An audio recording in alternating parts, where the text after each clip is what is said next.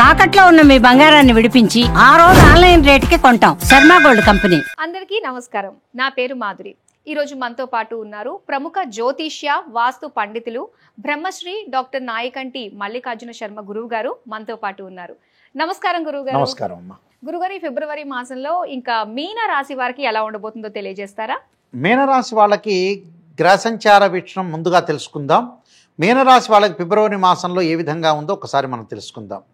ముఖ్యంగా గ్రహగతుల్ని మనం చూసినట్లయితే వృషభ రాశిలో గురువు, మిథున కర్కాటక రాశుల్లో కుజుడి యొక్క సంచారం, కేతువు కన్యా రాశిలోను, రవి బుధులు మకర కుంభరాశుల్లోను, కుంభంలో శని యొక్క సంచారం, మీనంలో రాహు శుక్రుల యొక్క సంచారం జరుగుతుంది.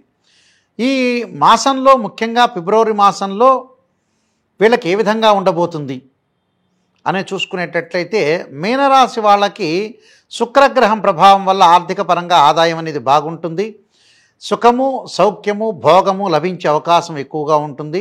అలానే జ్యువెలరీ షాప్ వాళ్ళకు కానీ, కార్ షోరూమ్ వాళ్ళకు కానీ, దుస్తులు అమ్మే వాళ్ళకంటే క్లాత్ షోరూమ్ వాళ్ళకు కానీ, అలానే ఏదైతే మేకప్ చేసే వాళ్ళకి కానీ, పూజా స్టోర్స్ వాళ్ళకి కానీ, ఫంక్షన్ హాల్స్ వాళ్ళకి కానీ వీళ్ళందరికీ కూడా ఆర్థిక పరంగా ఆదాయం అనేది బాగుంటుంది. అయితే ఆర్థిక పరంగా ఆదాయం అనేది బాగా ఎక్కువగా ఉంటుంది. ఉద్యోగ ప్రయత్నాలు సఫలీకృతం కావటం, ఉద్యోగ విషయంలో కూడా అనుకూలంగా ఉంటాం. నిరుద్యోగులకు మంచి ఆశించినంత ఉద్యోగం వచ్చే అవకాశాలు ఎక్కువగా ఉంటాయి. కాబట్టి ఇక్కడ గురుగ్రహం అనేది మిశ్రమైన ఫలితం ఉంటుంది. చాలామంది కూడా బాధపడాల్సిన పని లేదు. ఆల్రెడీ గురువు మనకి మిశ్రమైన ఫలితాన్ని ఇస్తాడు కాబట్టి ఆర్థిక పరంగా మీనరాశి వాళ్ళు పుంజుకుంటారు. అంటే అతి విపరీతమైన కాకపోయినా కూడా ఆర్థిక పరంగా, ఫైనాన్షియల్ పరంగా ఒక ప్రణాళికాబద్ధంగా ఉండే ఒక ప్లానింగ్ మీద వెళ్ళే అవకాశాలు ఎక్కువ ఉంటాయి. కాబట్టి కొంత హాస్పిటల్కి కొంత డబ్బులు ఖర్చు అవుతాయి. కానీ వీళ్ళకి అనుకూలమైన ఫలితాలు జరిగే అవకాశాలు బాగా ఎక్కువ ఉంటాయి. శుక్రగ్రహం వల్ల అనుకూలంగా ఉంటుంది వీళ్ళకి. అలానే మిగతా గ్రహాల యొక్క ప్రభావం ఏంటి మనం చూసుకునేటట్లయితే చతుర్థ స్థానంలో, పంచమ స్థానంలో కుజుడి యొక్క సంచారం.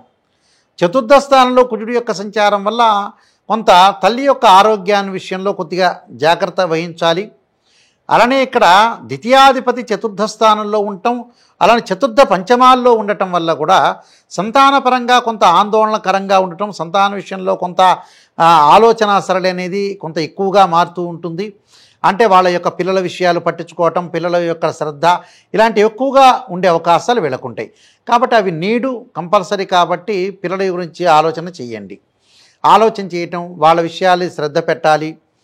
శ్రద్ధ పెట్టడంతో పాటు వాహనాల మీద వెళ్ళేటప్పుడు కొద్దిగా జాగ్రత్త ఉండాలి. అలానే లగ్జరీ వాహనాలు కొనుగోలు చేసేటప్పుడు కూడా వాటి మెకానిక్ పరంగా కూడా జాగ్రత్త వహించండి.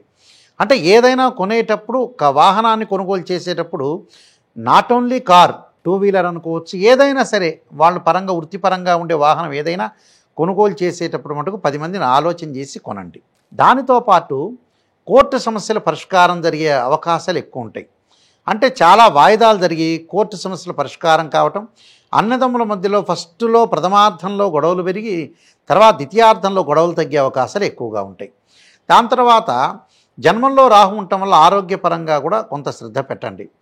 అంటే ఈ భార్యాభర్తల మధ్యలో డిస్ప్యూట్స్ లేకుండా కొంత ఫ్యామిలీ బాండింగ్ అనేది చాలా ఇంపార్టెంట్. కాబట్టి బాండింగ్ కూడా ఫస్ట్ ప్రయారిటీ ఇవ్వండి. సప్తమ స్థానంలో కేతు, జన్మంలో రాహు ఉండటం వల్ల కూడా ఫ్యామిలీ పరంగా ఇబ్బందులు కలగటమే కాకుండా కొంత బుద్ధి నశించే అవకాశాలు ఎక్కువ ఉంటాయి. అంటే ఏం చేస్తున్నామో మనం పని అర్థం కాకుండా, కరెక్ట్ ప్రణాళికాబద్ధం లేకుండా ప్రవర్తించే తీరు కూడా ఒకసారి ప్రణాళికాబద్ధంగా చేస్తారు, ఒకసారి ప్రణాళికాబద్ధం అనేది విఫలమవుతారు. ఆ విఫలం కాకుండా జాగ్రత్త చూసుకోవాలి. అంటే ద్వితీయార్థంలో జాగ్రత్త అవసరం అనేది వీళ్ళ అవసరం. అంటే ఫిబ్రవరి 15 నుంచి కూడా కొద్దిగా జాగ్రత్త అవసరం అనేది ఇంపార్టెంట్ ఇక్కడ. దానితో పాటు వీళ్ళకి రాశి వాళ్ళకి ఫిబ్రవరి 15 వరకు కూడా లాభంలో రవి బుధులు ఉంటారు. కాబట్టి ఉద్యోగ ప్రయత్నాలు సఫలీకృతం అవుతాయి. అలా నూతన వ్యాపారం ప్రారంభం చేసే వ్యక్తులంతా కూడా ఫిబ్రవరి 15 లోపలే ప్రారంభం చేయండి. 15 తర్వాత ప్రారంభం చేయొద్దండి. అలానే ఉద్యోగ ప్రయత్నాలు చేసే వ్యక్తులు కూడా 15 లోపలే ఉద్యోగాలు వస్తాయి. వాళ్ళ అనుకున్న దానికంటే కూడా మంచి ఉద్యోగం లభించే అవకాశం ఒకటి ఉంటుంది. అలానే విదేశాలకు వెళ్ళే అవకాశం ఉంటుంది. విద్యార్థులు చదువు పట్ల శ్రద్ధ చూపిస్తారు, వేరే వ్యాపకాలను తీసేస్తారు, ఏకాగ్రత బాగా పెంచుకుంటారు. ఏదో రకమైన విషయంలో కొంత అలజడి జరిగే అవకాశాలు ఉంటాయి. ఆ అలజడి జరగకుండా, మానసికంగా ఆందోళన జరగకుండా కొన్ని ప్రత్యేకమైన వస్తువులు కొనుగోలు చేయటం కూడా జరుగుతుంది వీళ్ళకి. అలానే ఏదో ఒక విషయం మీద వాళ్ళతో తగాద జరగటం జరుగుతుంటుంది. ఆ తగాద జరిగేటప్పుడు కొద్దిగా శాంతం అనేది వహించండి. అది బంధువులు కావచ్చు, మిత్రులు కావచ్చు, మన పక్కింటోళ్ళతో కావచ్చు. ఏదో చిన్న చిన్న లావాదేవీల్లో గొడవలు జరిగే సందర్భం ఉంటుంది. అది చుట్టాలు బంధువులతో, అంటే ఎంతో ఓపికగా మీరు సహనంగా ప్రవర్తన చేయండి. సహనం అనేది ఎట్టి పరిస్థితుల్లో కూడా మీరు కోల్పోకుండా ఉండటం చాలా మంచిది. సహనం అనేది మీరు కోల్పోయారంటే చాలా ఇబ్బందులు కలిగిన వాతావరణం వస్తుంది.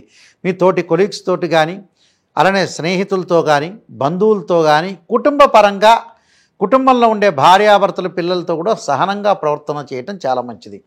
అలానే ఏదైనా నూతన వ్యాపారాలు లావాదేవీలు మటుకు ఎట్టి పరిస్థితుల్లో కూడా చెయ్యకూడదు. వ్యాపారం ఒకవేళ చెయ్యాలి కంపల్సరీ అని అంటే ఖచ్చితంగా తక్కువ పెట్టుబడితోటి తక్కువ మార్జిన్తో చేయండి. తక్కువ మార్జిన్తో చేయటం వల్ల మీకు ఇబ్బందికరమైన పరిస్థితులనే ఉండవు. అది కూడా ఎప్పుడో ఫిబ్రవరి 15 లోపే. ఫిబ్రవరి 15 తర్వాత మళ్ళీ నూతన వ్యాపారాలు చేయొద్దండి. ఉన్న వ్యాపారాన్ని మీరు కొనసాగించండి. ఉన్న వ్యాపారాన్ని మీరు కొనసాగించారంటే మీకు బాగుంటుంది. ఎలాంటి ఇబ్బందులు లేకుండా ఉండే అవకాశాలు ఒకటి ఉంటాయి. అంటే ఇవన్నీ కూడా మనం ఏదైతే మన గ్రహస్థితి అనేది అనుకూలంగా లేదో ఆ గ్రహస్థితిని మలుచుకోవాలి.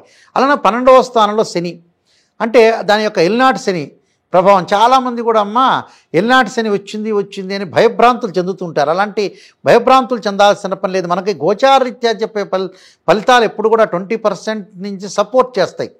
అంతవరకే. బర్త్ చార్ట్ అనేది చాలా ఇంపార్టెంట్ ఇక్కడ. అందువల్లే బర్త్ చార్ట్ అనేది చాలా ఇంపార్టెంట్ కాబట్టి బర్త్ చార్ట్నే మనం తీసుకోవాలి. గోచారం అనేది 20% సపోర్ట్ చేస్తుంది. ఇక్కడ ఎల్నాటి శని ప్రభావం అనేది ఉంది. మరి బర్త్ చార్ట్లో శని ఉచ్చస్థితిలో ఉండి బ్రహ్మాండంగా ఉన్నాడంటే ఎల్నాటి శని యొక్క ప్రభావం కూడా తగ్గుతుందని గుర్తుపెట్టుకోవాలి. అక్కడ ప్రభావం అనేది తగ్గుతుంది. ఇప్పుడు రేపు ఎల్నాటి శని యొక్క ప్రభావం కూడా పెరిగే అవకాశాలు ఎక్కువ ఉన్నాయి. కానీ భయపడాల్సిన పని లేదు. దానికి కొన్ని పరిహారాలు ఉంటాయి. అలాంటి పరిహారాలు చేసుకొని ముందుకు వెళ్ళొచ్చు. అయితే బంగారు ఆభరణాలు కొనుగోలు చేసే అవకాశం ఒకటి, విందుల వినోదాల్లో పాల్గొనే అవకాశాలు, అలానే విదేశాలకు వెళ్ళే అవకాశాలు, లగ్జరీగా తిరిగే అవకాశాలు కూడా బాగా ఎక్కువ ఉంటాయి. అంటే లగ్జరీగా వెళతారు. ఆ లగ్జరీగా వెళ్ళటమే కాదు, ప్రతి పనిలో కూడా వాళ్ళ ఆలోచన పరంగా ముందుకు వెళ్ళే అవకాశాలు ఉంటాయి. ఆవేశానికి ముందుకు వెళ్ళొద్దండి. ఎప్పుడైనా సరే ఒకటి గుర్తుపెట్టుకోండి, రాశి ఫలాల విషయంలో గోచారీత్యా చెప్పబడే రాశి ఫలితాలు ఎప్పుడు కూడా 20 to 30% సపోర్టెడ్. అంటే ఆ క్షణంలో మనం ఏం చేయాలి, ఆ క్షణంలో ఏ నిర్ణయం తీసుకోవాలి అనే పాయింట్ చెప్పేది రాశిఫలం. బర్త్ చార్టు చాలా ఇంపార్టెంట్. అందువల్ల date of birth, time, place of birth తీసుకుని హారోస్కోప్ రీడింగ్ చేసేది. ఎందుకంటే జీవితంలో కొన్ని మర్చిపోతూ ఉంటారు. మన స్వయంకృత అపరాధాలు కొన్ని ఉంటాయి. అలాంటి అపరాధం చేసుకోకుండా చాలా జాగ్రత్తగా చూసుకోవాలి. అది పెళ్లి సంబంధాల విషయంలో కానీ, ఉద్యోగాల్లో కానీ, అలానే ఫైనాన్షియల్ పరంగా లావాదేవీల విషయంలో కూడా కొంత జాగ్రత్తగా ఉండాలి. ఏదైతే మనం చేయాలనుకున్నామో అది నిజం కాదా, అవసరమా, జబ్బు దేని ఖర్చు పెట్టాలనే విషయాన్ని చాలా జాగ్రత్తగా క్రోడీకరించుకొని ఫైనాన్షియల్ పరంగా జాగ్రత్తగా ఉండి ముందు, అలాగే ఆరోగ్యపరంగా ఇన్ని విషయాలను కూడా మనం చాలా జాగ్రత్తగా, బ్రెయిన్ వీక్ కాకుండా చాలా జాగ్రత్తగా ఆలోచన చేసి ముందుకెళ్తే జీవితం అనేది 100% కంప్లీట్ అవుతుంది, ఓవర్కమ్ చేయగలుగుతాం. గురుగారు, మరి మీరు తీసుకోవాల్సిన జాగ్రత్తలు, పరిహారాలు ఏంటో తెలియజేస్తారా? చెయ్యాలమ్మా. ప్రత్యేకంగా రెమెడీస్ ఎలా చేయాలి అని అంటే ఖచ్చితంగా వీళ్ళు అమ్మవారి యొక్క ఆరాధన చేయాలి. రాజరాజేశ్వరి యొక్క అమ్మవారి యొక్క ఆరాధన చేయాలి. దానితో పాటు వీళ్ళు చేయాల్సింది కుజుడి యొక్క ఆరాధన, అంటే సుబ్రహ్మణ్య స్వామి యొక్క ఆరాధన. తత్పురుషాయుధే మహాసేనాయుధీమే తన్నో షణ్ముఖ ప్రచోదయాత్ అనే మంత్రాన్ని చదువుకోవటం ఒకటి. అలానే సూర్యుడి యొక్క ఆరాధన చేయాలి. సూర్యుడి ఆరాధనతో పాటు మీరు తప్పకుండా చేయాల్సింది ఏంటంటే ఓం నమః శివాయ పంచాక్షరి, ఓం నమో నారాయణ అనే అష్టాక్షరి మంత్రాన్ని కూడా చక్కగా చదువుకోవాలి. వీలైతే గణపతి యొక్క ఆరాధన, అంటే ఫిబ్రవరి మాసంలో బుధవారం రోజున కానీ, హస్తా నక్షత్రం రోజున కానీ, సంకష్టార చతుర్థి రోజున కానీ ఆ వ్రతాన్ని ఆచరించడం చాలా మంచిది. వక్రతుండ మహాకాయ కోటి సూర్య సమప్రభ నిర్విఘ్నం కురుమే దేవ సర్వకార్యేషు సర్వదా అంటారు. గణపతి యొక్క ఆరాధన చేస్తే మీ జీవితంలో ఉండే విఘ్నాలన్నీ కూడా తొలగిపోతాయి. ఇంకొక ముఖ్యమైన విషయం, ఎప్పుడూ కూడా మన జీవితం అనేది కొంత మన చేతుల్లో ఉంటుంది. మనం ప్రయత్నం చేయాలి. ఆ ప్రయత్నంలో ఏదైనా సరే మనకు ఆలస్యం ఉంటే జన్మజాతకంలో పరిష్కారం జరుగుతుంది. జన్మజాతకంలో పరిష్కారం జరుగుతుంది. డబ్బు దేనికి ఖర్చు పెట్టాలో దానికి అవసరాన్ని బట్టే ఖర్చు పెట్టాలి. చాలామంది కూడా ఆలోచన ఏం చేస్తుంటారంటే మనకి హాస్పిటల్కి వెళ్ళాం, దానికి ఇంపార్టెంటు, అలానే మనం ఏదో ఒక డాక్టర్ గారు ఒకటి చెప్తే దాన్ని చేయకుండా ఏదో 20,000 30,000 పెట్టి సెల్ ఫోన్ కొంటాం. ఓ పెళ్లి సంబంధానికి వెళ్తే ఎంత గ్రాండ్గా మనం ఫంక్షన్ హాల్లో చేయటం కాదు, దానికి మంచి ముహూర్తము జాతకాలు కలిసినవి చూసుకోవాలి. అవసరమైతే వాళ్ళ ఇళ్ళకి 10 సార్లు వెళ్ళాలి. వెళ్ళి వాళ్ళు ఎలాంటి వాళ్ళనే క్యారెక్టర్ని తెలుసుకోవాలి. నిజాన్ని గనక తెలుసుకోకపోతే మన జీవితం అనేది అబద్ధంలో జీవించినట్టు అవుతారు. రాశి ఫలాలు వినే వాళ్ళందరూ గుర్తుపెట్టుకోవాలి, ఎక్కడైతే నెగిటివ్ ఉంటుంది ఎప్పుడు కూడా పాజిటివ్ చెప్పడం అనే ఆలోచన చేయొద్దండి. ప్రతిదానికి నెగిటివ్ ఉంటుంది, పాజిటివ్ ఉంటుంది. పాజిటివ్ కాదు, నెగిటివ్ తెలుసుకున్న తర్వాత ఆ నెగిటివ్ను మనం సమీక్ష చేసి 10 మందితో మాట్లాడి విచారణ చేసి దాన్ని ఎలాగ మనం పరిష్కారం చేసుకోవాలి అనే ఆలోచన కూడా ప్రేక్షకులు చేయాలని నేను చెబుతున్నా. ఇలాంటివన్నీ కూడా చేయటం వల్ల మన జీవితం 100% బాగుపడే అవకాశం ఖచ్చితంగా ఉంటుంది. గురుగారు, మీనరాశి వారి ఫలితాల గురించి తెలియజేసినందుకు ధన్యవాదాలు. నమస్కారం. చూశారు కదా, మీనరాశి వారికి ఫిబ్రవరి మాసం ఎలా ఉండబోతుంది, ఎలాంటి జాగ్రత్తలు తీసుకోవాలి, ఎలాంటి పరిహారాలు చేసుకోవాలి అన్న విషయాలు తెలుసుకున్నాం కదా.